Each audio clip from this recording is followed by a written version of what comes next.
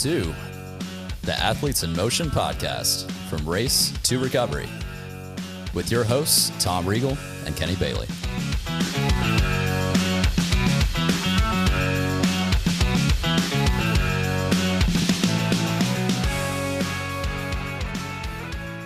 Hey, Kenny, how you doing? I am fantastic, Tom. How are you? I'm fantastic as well. We're continuing on with the Triathlete Journey series, Yay. and we're very excited to have Brandon Gibson back on. So Brandon was with us last year, not as part of the Triathlete's Journey, but as a guest, and we got to hear his story. I think it was 53. It's back in September of last year. He just completed 70.3. Yay.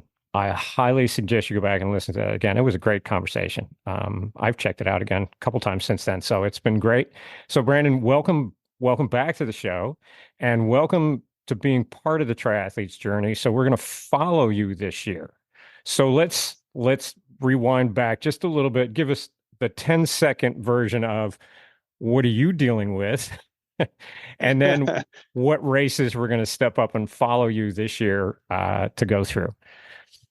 So the 10-second version is I started back training, I guess, really in November. And then I got sick, and then I got sick again, and I got sick again. So I've had three hospitalizations since November. Wow. Since November. Since November, yeah.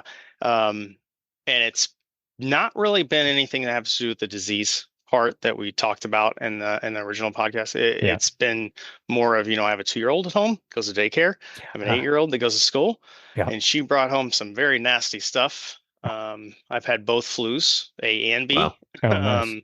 And I'm just getting over B from 3 weeks ago. So, wow.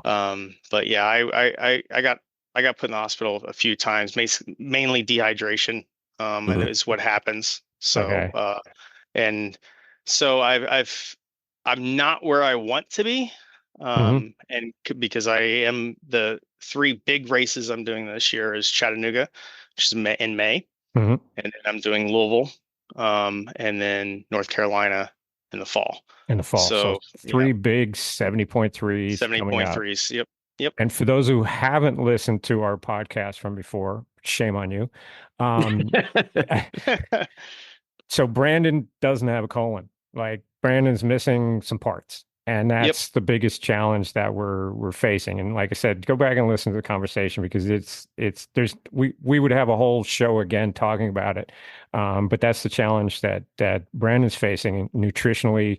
And certainly when you get the flu and things like that, you get hit a lot harder. You talked about the dehydration, because we talked about the sodium intake is tough for you. So that's quick for you to get dehydrated. And of course, that's a challenge in racing as well. So, with the missing colon, which we talked about, it's especially my immune system. When I get hit hard. I mean, if I get a cold, you get the full on. I get a full on cold. Yeah, you don't get the mild. Well, maybe I'll get the mild version of it. Like, no, your body's just like, screw this. And more than likely, if I get the flu, and actually, I had the norovirus in November. Is the first one, and which is intestinal, just wrecked me. And that was the first real bad one, and it took me about a month to get over. Wow. I kept getting better, and then I would get worse, and then I had to go back in and get more fluids and more IV stuff and get out. And then I finally, calmed down. But if I get one of those big ones, it puts me down. I mean, there's no easy way out of me just resting at home. It's almost an impossibility for me to get out of it. So Yep. So so it's March now. How are you feeling now? So I guess it was the end of February is when I tested positive for influenza B, which was mostly a head cold type thing.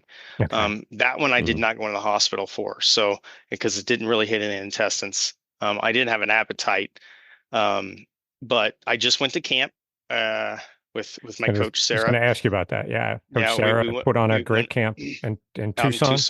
Tucson. Yep. And when I first got out there, I hadn't done anything in 2 weeks, and I felt like terrible. And Yeah. the first day, I think I ran a quarter mile, and then I just couldn't breathe. I was coughing and coughing and coughing, and I was in bad shape. And that's when it starts contemplating in my brain, is Chattanooga actually going to happen? Like, am I going to be able to do this? Because I'm in a very bad state right now. We're only 10 weeks out now from Chattanooga. And I feel like I was so far behind. And then we did a short, like they went and did a much longer ride. I cut my ride short that afternoon. I could only do so much. I was strained. And eventually, by the time the end of the week, I started doing the swim. I almost made the entire distance that we were supposed to do. And then I climbed Mount Lemon. I did about half of it. Outstanding. About 3,000 feet of climbing. So, which was awesome, by the way. That is one of the coolest climbs, one of the coolest views I've ever seen. Although climbing for 2.5 hours sucks. And like 30 minutes to get back down. But it was an awesome experience, and I feel really, really good. Like, I actually did a ramp FTP test this morning, and knocked it out of the water. Like, I felt great. Nice. I rode a couple of days ago. I felt phenomenal. Didn't even get out of zone 1. Like, and I was, and I so that towards the end of the camp, I started getting more confidence. Like, okay, I'm going to bounce back. And, Sarah kept reiterating that, look, I have 2 years of training. Even though I got sick, the bouncing back is going to happen quicker. It's not like I'm just getting off the couch and getting sick and still getting off the couch and trying to start all. Like, I'm not really starting from scratch, even though it feels like it when you get back into it. Like, it feels like, man, I haven't done this in a long time. Like, I am way out of shape, but it seems like it bounces back pretty quickly. You've set your base. Base. Sarah's a good coach. She sets you up with a really solid base. You have success at Chattanooga 70.3. So I mean, that means a lot, right? Your body sort of remembers that you'll bounce back on this. And I think confidence wise, knowing the course, and knowing what I did last year, knowing what I feel like now, I think I'm setting myself up to do better than last year, even though I've had these little setbacks. I really think I'm going to be in a better shape. I've learned a lot. I mean, I've learned a ton about nutrition. I've changed some things. Like, I was using like a UCAN type thing for electrolytes. At camp, I switched to an Element, which has like 2,000 milligrams of sodium in it. Perfect for you. And it is like perfect. And because I started cramping during the swim, I chugged about a quarter bottle of that, and boom, it was done. The cramp went away. I mean, that's great.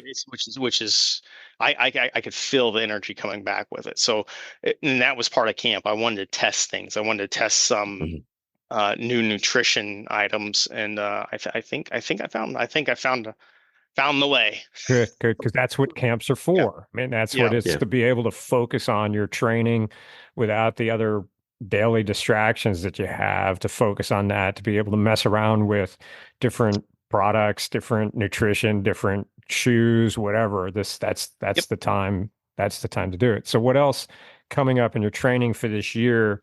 What adjustments did you make based on last year? So the big thing that I haven't hit this yet is longer bricks going into, and that's going to, I think, come into early April, very into March. And right before, a taper. Taper won't happen until May, because it's May 19th, I think, is the race. So taper doesn't happen until a week out, 10 days out, something week like that. to 2 weeks, depending. So the big thing is, and we talked about this, is that my bricks are going to be much longer. I didn't do long bricks last year. I would do a 30-minute, a 30 mile ride with a 2 to 4 mile run. Okay. Well, this year I'm wanting to do the 50-mile ride with a 10-mile run. Like, I want to get closer to those distance markers, so I know where my body's at in that brick state. That brick state. Because I wasn't. It boosts confidence too, right? Right. So you can do it.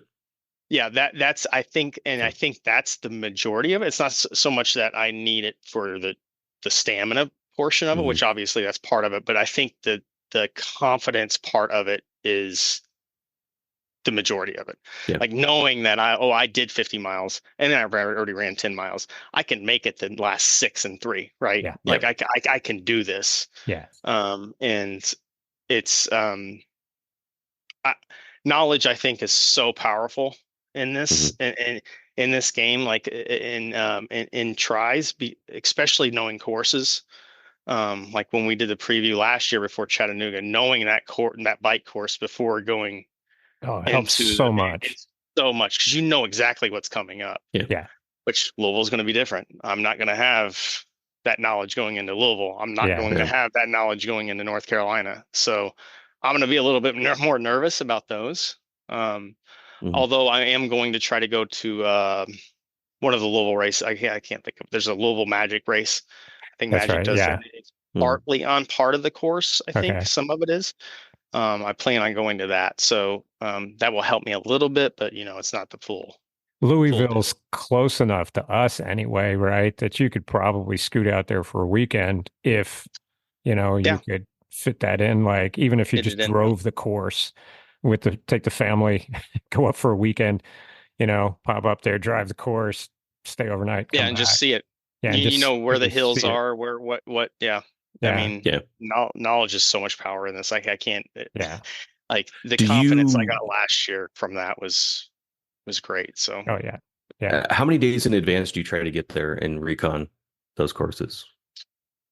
Races are what are usually on Sunday. So I with work and everything, I can only get there at Friday. Like Fridays basically. So Saturday morning, I think last year Saturday morning, even though I rode the course, we went ahead and went and drove the course again. Yeah, that's a huge deal. Just kind of refresh the course on my brain. We walked part of the run course just to remember where the hills were, how long the hill actually is out of transition at Chattanooga, Yeah. People forget that one coming out under the bridge, and you just it just goes up. It's steep. Yeah. And it's at the very beginning. As soon as you get off the bike. Yeah. It's like you get a little tiny downhill and then up straight up. It's just a mile of climbing. So yeah. Well, I think the broader thing to just for people that are getting into this stuff, right, is the idea that when you show up, if you show up a couple days, make sure you understand the course, not only from the hills and all that sort of stuff, but there may be some tricky corners.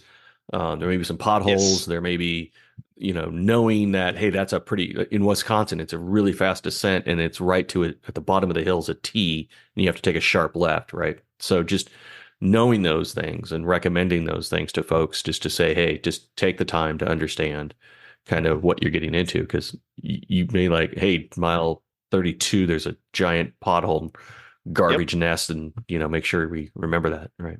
And that was big with Chattanooga, because on the right hand shoulder, there's just these divots where there was a pothole, and then a truck came through and just pushed all the black, and it was just these divots, and it was right off of one of the big downhill descent after the climb at mile 32 or whatever. Yeah. And I told all my friends, don't be on that shoulder, because you're going downhill and you're going around corners.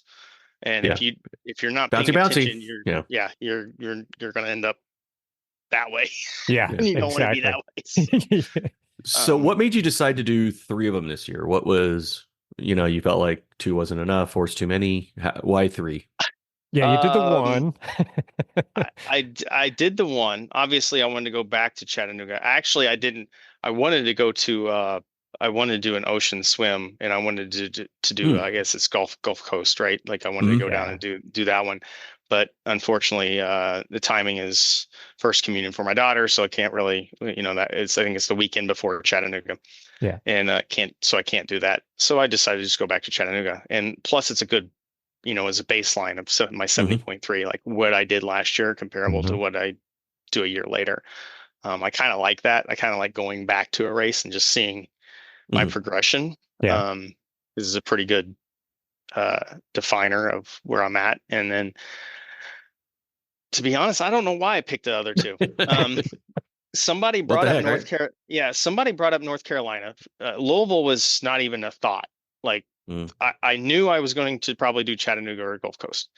Once we got the dates, knew I was signed up for Chattanooga. North Carolina was brought up to me about, oh, wouldn't it be cool to do North Carolina? I think it would be beautiful out in North Carolina. And I was like, yeah. So I started looking into it, and then it's an ocean swim, which is it's an inlet, but it's an ocean swim. Yeah. And that gives me You my get to ocean taste swim. salt water at least, right? I get to try that. And then it's also a different one because it's got that 2 transition. Like it's not one That's right. transition place. There's 2 transitions in North Carolina. And thought, well, that would be a good learning experience on just a different type of race. And plus it's probably as beautiful. And then that's where, so I decided to do North Carolina. And then I think they announced Louisville. Yeah, that's a new one.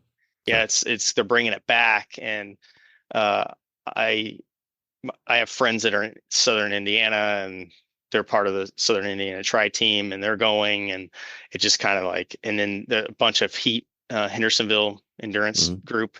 Yeah. There's, I think 11 that are going to it. So it's just like, so many. I might as well just go now too. Why not? Yeah. So that's kind of where I brought 3 in.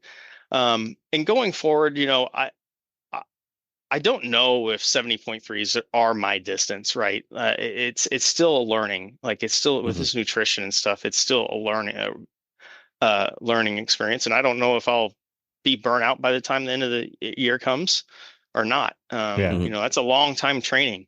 Of constant training for spread out over, it's going to be a full year. When it's all said and done, it's going to be 1 full year of just training for 70.3s. Yeah. So who knows what next year brings? It might bring me.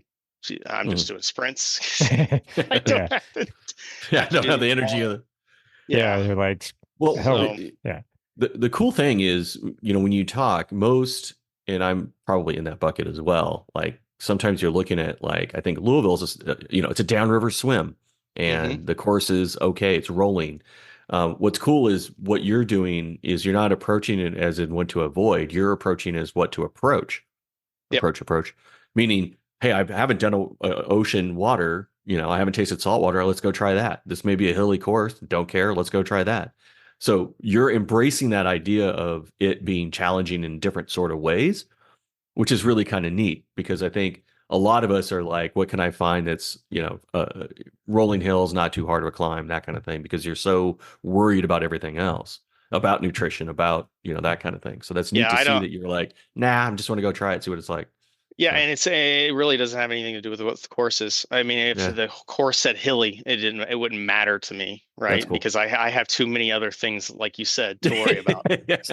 Well, that's the irony of the whole thing. It's like, some people are like, I want the course to be as simple as possible because I have too many things to worry about. You're like, I don't really care because I'm going to be worrying about the other thing anyway. So hilly, not hilly.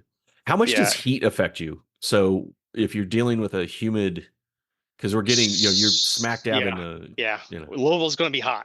I mean, Louisville. It's going to be humid. When is Louisville? What's the date on that? Do you remember? Is that July? July or August? It's one of those. It's July 2 hottest months. Right? It's 2 hottest months. Doesn't matter which one. It's I can't remember exactly when it is. It's in my head. I just can't remember. It's a week after River Bluff. So whenever River Bluff is, it's August. That following weekend. Yeah. So second week in August. Ooh, there you go. Yes. So it's gonna be warm. Yeah. The heat. Obviously, you sweat more when you. Yeah. Well, humidity even. And even the humidity, you sweat more. But I think I don't. So when I first started running a few years ago, when I got back into COVID, I said COVID was like when I started running. When I started running, I didn't run in the morning. I ran at 2 o'clock in the afternoon, and it's during the summer and like in the spring. So I would always run in the heat, and it didn't really bother me. As I get acclimated, it doesn't. I think we have so much humidity here that the heat, I naturally progress like anybody else would. I just have to obviously pay attention to my salt intake. And my electrolytes. I mean, it's just like anybody else would. I just maybe have to monitor it a little, closer. I just have to pinpoint and But as far as dealing with the heat, like, yeah, it doesn't bother me. That's good. I actually would rather be in the heat than in the cold. Okay. That's just the way. So, the way I'm looking at this is like the 3 races, right? The last race is in October in North Carolina, so it should be cooler. Mm-hmm. And that's the one I want to. That's my goal. Like, my goal is North Carolina to PR a 70.3, like, and I want to crush it. Like, that's kind of my stepping, stepping tools. So that's your B races training. your A race will be North Carolina. So she'll be building your plan. Your coach will build your plan right up so that you're really going to be focused on North Carolina. Yep. Sweet. And in Chattanooga is basically almost like a training race, essentially. Kind of sounds like it, because like you're doing an A/B test is what you're doing, right? Yep. Yeah. Yep. And that's and I'll be training through the heat and then racing in the heat, and then it should cool down, and I still have that, like, I'm a big believer. You train a lot in the heat, and then all of a sudden it cools down. Everything, your numbers, everything's better. Yeah, yeah, exactly. Everything's better. So, that's the plan, and and I kind of went in with that plan, especially even though Louisville wasn't in there, with the Chattanooga and the North Carolina. Like, that was my plan, to North Carolina be my A race, and train up for it and get to it. So, yeah. So are you still working with that nutritionist? Where was that? Was he in, like, New Zealand? He's in New Zealand. I've kind of backed off of it. Just funding. Totally. Yeah. No. Totally. Yeah. Understand it. Ironmans are not cheap. Yeah, you picked an expensive sport. So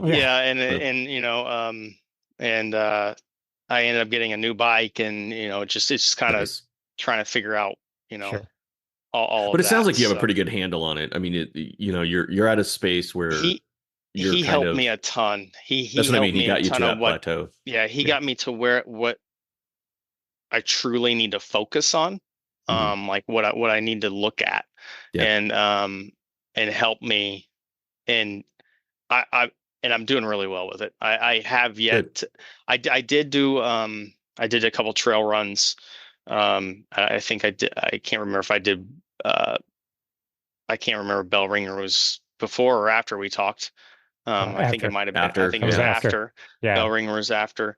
I learned some stuff there because I did the 25K and got to, the 15K mark. I was good. Got to like the 19K mark, and I wasn't good because I didn't eat. I didn't eat correctly, and I started to bonk hard. Yeah. And then I went out and did the Black Toe 12-hour solo trail run in February. In February, and I did 10 miles, and I thought I ate right, but I didn't. And those are the things, like, I have to fail on this nutrition stuff to figure it out, right? Like I thought I had it right, but some of those things are, and I do those things also, one, to help to try to figure out the nutrition, because they're really long, right? 25K is it's a long run, and very, very hilly, obviously. Black Toe is the same way. And it is a brutal technical. Well, they name it Black Toe, so I mean, by definition, there's a reason. You did get really good weather for Black Toe, though. Probably the nicest you could have gotten. The last 2 years have been incredible, which is maybe if I could just keep going, it'll just stay good for everybody. There you go. But they also, the confidence builder, those long races, those long, they're ultras, but I'm not really running an ultra distance, but the confidence of just pushing my mental through the pain, through the exhaustion, through the nutrition portion of it sets me up for these 70. Sure. And we've talked about this in the past about, like, you're doing just training and having these long training days and getting through all of that stuff is one thing, and it's really good to do, but throwing in these, I'll call them C races, like, that are in there, that you actually get the experience of the race day. There's a different level of anxiety, of excitement, of other stuff that you can't tie to a training day. No. You can make this C race a training day, and you get used to that vibe. There's a big energy that comes off of it. Like you show up at these things and like, okay, got to go through your race check. You got to do all this stuff. And it's great to have these C races, even if you don't finish them, right? Even if you, well, I won't call it fail at them. If you just get in there and just kind of do it. I've had a race that I wanted to get the experience on it. I was having a leg issue. I wasn't supposed to run. So I did the first 2/3 of a race, and I DNF'd the only 2 times I've DNF'd, right? This is the first time I ever DNF'd, and it was planned. Worked it with my coach and said, okay, I'm going to get the swim done so I can work on transition to get on the bike. I'm going to do this on the bike, and then I'm going to go out 1 mile on the run, and then I'm going to turn around, turn my chip in and walk off the course. Because we need to get that progression. Yes. We can work on that. We can't work on the run, but let's work on the progression getting to that point. It's the best thing that you can do because you get the whole vibe, you get the whole feel of everything. It. So you're doing it right. The 2 biggest things I think coming out of that is, one, starting the race, right? Because you're anxious. You have the butterflies, and you just want to go. Right. You just want to go, but you have to reel yourself back in because you have a long race. So it's teaching, I think that's a very teachable part in those C races, is learning how to hold yourself accountable for your pace that you need to make it through the race at the beginning. And then the other one is that brain fog coming out of the water, going into transition, like, where's my bike? Just, that rush that you get coming out and just getting in a transition and trying to figure out what you need to do. And experience is everything. The more you do that, the more you get comfortable doing it. And they'll see. And the weird part that you don't fully think about too is that you're getting up at 4:30 in the morning. You're from a nutrition standpoint, getting ready for a race, especially if you're driving to a race, right? So whereas if I'm doing a training ride, I know I can, I'm going to control about an hour and a half before I get out there, going to eat, oatmeal or whatever, and get to, you have it locked in. This one, you're getting up 3 hours earlier than you normally do, or 2 hours. You try to, that whole pre-race prep, and how do I get energy, and how do I, do I take a stoop waffle before I get into the water, because last time I ate was 2.5 hours ago. So it's a that part just alone. So you're hitting the water at least up to a level you need to be, especially for you. It's going to be important. So it's great to do that. We're excited to watch this thing because I love I'm getting a lot of inspiration just from your energy of leaning in. Just we got to try it, and we try it until okay, that didn't work. Okay, check that off. Right. Okay. Well, that didn't work. Check that off. But just leaning into it and going, we're gonna, figuratively and literally dive into these things and see what happens, and then take notes and keep going forward. So if I ever want to do the big dance, I have to I got to do my homework. I got to do a lot of homework beforehand. So doubling these distances is it's non-trivial. It's not double the effort on your body. It's like exponentially more difficult than just doubling the distance. The distance is the easy part, right? Correct. How your body reacts. That's where people kind of miss that. They're like, well, it's just double. If I did this in 5 hours, then I'm 10 hours. Okay, 11. Right? You're just like, no, your body breaks down at a higher rate the further you get away from the start. And contact points at mile 50 on your pedal, you don't get a hot spot until mile 80, and you're like, crap, where did that come from? Because that didn't come from on the 56, but now it's 85 miles. I still have 15 miles and my foot's on fire. But hey, that's new. And I think more with the trail runs, I've learned that with that 25K, and when I hit 15K, I'm great. Like I can just keep going. I felt like I just all started. Day, baby. And then 2.5, 3 miles into it, I was like, I can't make it. I don't think I'm going to make it. There's a lot can happen in a very short distance, and then the I'm ultra excited. Trail runs teach you so much about yourself, because you're riding the peak, and then you're at the bottom of the valley, and then you're back on the peak, and then you're down at the bottom, back to the bottom, and you're just like I'm going to get through this. I will get through this. You become a totally different person by the end of those things. It's just amazing. So Dude, we are super excited. Thank you for agreeing to come on and share all of this with us because I mean, we just, after talking to you last year, it was like, you know what, you're doing more of these things. I think you're a guy we want to follow because like all of this is about to show people that you can hit roadblocks and how you keep moving past them. Like Kenny said, your attitude is great about leaning in and doing all of that. I think that vibe works for everybody who's going to run across things that are a lot less important than yours and still be able to find ways to work through them and get there, and how this progresses throughout the year with the ups and downs. So thank you so much for coming on and agreeing to share your story with us. So this is going to be fantastic. Thank you guys for having me. I'm excited to share this journey because it's a journey. Yeah, it is. It's a big journey. It's a big journey. Life is all about how you deal with the failures and the roadblocks, right? Yep. So, and this is just another way. That's it. That's it. So everyone, thanks for checking in. Make sure you subscribe. I forget to say that at the beginning, but yeah, subscribe. Tell all your friends. Share all this. Give us some comments, thumbs up, 5 stars, all that great stuff. That helps the algorithms. That helps this get out to a wider and wider audience. We're international. We've got a few. I know we've got look at us out in Germany, and we've got a few others that are listening. And we always appreciate everyone's comments and thoughts coming through. Give us questions. Send us comments. Send us things that you want to know what Brandon's up against for sure, and we'll follow up and get through this as we get through the whole process. So we're looking forward to catching up with you throughout this year, Brandon. This will be fantastic. So awesome, Kenny, thanks so much as always. Everyone, we'll catch you on the next episode.